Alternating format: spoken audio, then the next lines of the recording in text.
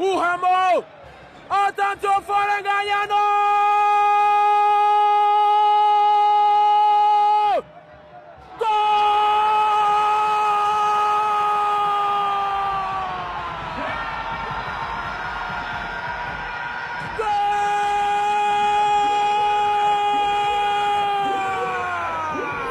Attention! Uhamo!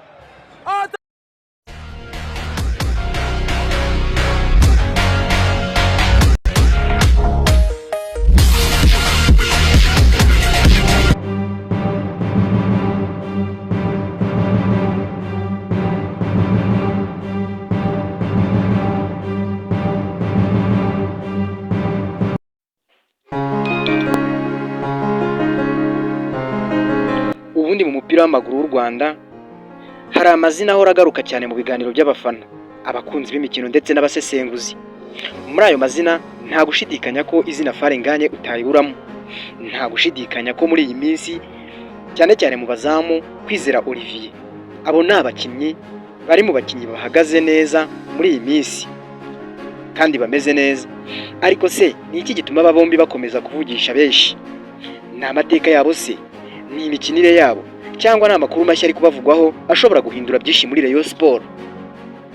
Muri iyi nkuru ngiye kubasobanurira byose mu buryo burambuye, ubusesenguzi buteye amatsiko kandi buryoshye gusoma no kumva muri iyi nkuru. Icyo ngusabye kugeza ubu ngubu, waba umemukiye utarakanda subscribe, kanda like kandi usharinga iyi nkuru nimba ikunejeje, kugira ngo ukomeze gukurikirana amakuru y'imikino hano kuri Rafa F. Iyo uvuze Falenganye rero benshi bahita batekereza ku mukinnyi ufite imbaraga, udatinya ba myugariro kandi ushobora guhindura umukino muri aka kanya gato ibintu bigahinduka. Uyu rutahizamu ukomoka muri Senegal yageze muri Rayon Sport afite izina rikomeye, abafana bamwakiriye nk'umucunguzi ndetse nk'umutsinzi w'ibitego. Ni umuntu washoboraga gusubiza icyizere mu ikipe. Mu ntangiriro Falenganye yigaragaje nk'umukinnyi ushobora gutandukanya Rayon Sport n'andi makipe. Yatsindaga ibitego by'ingenzi, yakinaga afite imbaraga nyinshi, yari igicumbi mu basatirizi. Ariko kandi uko iminsi yagiye ishira hatangiye kugenda havugwa ibibazo, cyane cyane nko kudahozaho mu myitwarire, kutagaragara mu myitozo rimwe na rimwe ndetse no kudahuza neza n'ubuyobozi. Ibyo ni bimwe muri defo za Falenganye yagiye yigaragazaho mu myaka yashize. Ibi byatumye bamwe batangira kwibaza niba koko Falenganye ashobora kuba umwe mu bakinnyi uhoraho muri Rayon Sport. Ariko uko byagenda kose Falenganye yakomeje kugenda yigaragaza, ndetse abakinnyi, abasifuzi ndetse n'abandi bantu bakunda ruhago, especially ikipe ya Rayon Sport, bakagenda barushaho kumwibazaho. Ku rundi ruhande kandi hari Kwizera Olivier. Uyu ni umwe mu bakinnyi bamaze igihe bagaragara bafite impano idasanzwe, azwiho kugenzura umukino cyane cyane mu izamu. Nubwo ari umuzamu, uyu mukinnyi atanga imipira ivamo ibitego ndetse no gutsinda binyuze kuri penaliti. Ndetse ndabibutsa yuko ubushize yakarifiye ikipe ya polisi ya Rayon Sport ubwo yari yahuye na polisi mu mikino ya kimwe cya kane cy'igikombe cy'amahoro. Ngira ngo mwese murabyibuka nta gihe kirashira. Ndetse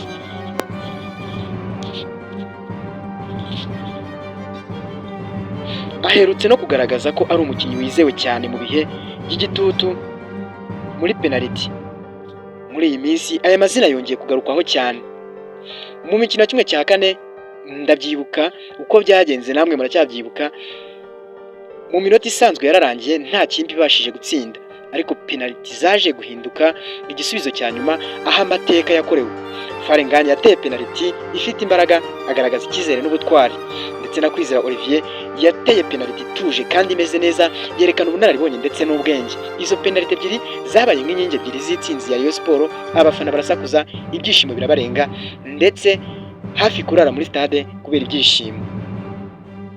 Ariko kandi ntago zari itsinzi gusa, zari n'ikimenyetso cy'uko abakinnyi bombi bashobora kuba urufunguzo rw'ahazaza h'ikipe.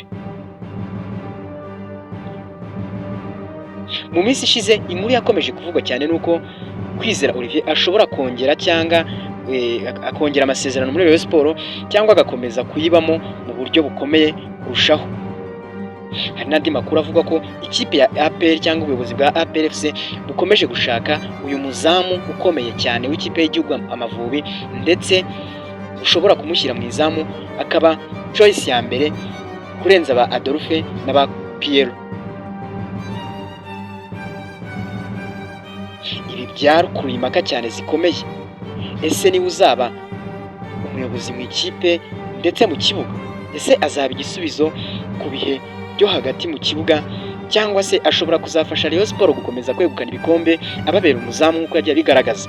Abasesenguzi benshi kandi bakomeje bemeza ko ibi biramutse bibaye impamo, Rayon Sport ishobora kubona imbaraga nshya zikomeye cyane mu gihe yakongera amasezerano cyangwa se akaguma mu izamu ry'iyi kipe mu buryo buhoraho. Nubwo bakina imyanya itandukanye, hari ibintu byinshi cyane bahuriyeho.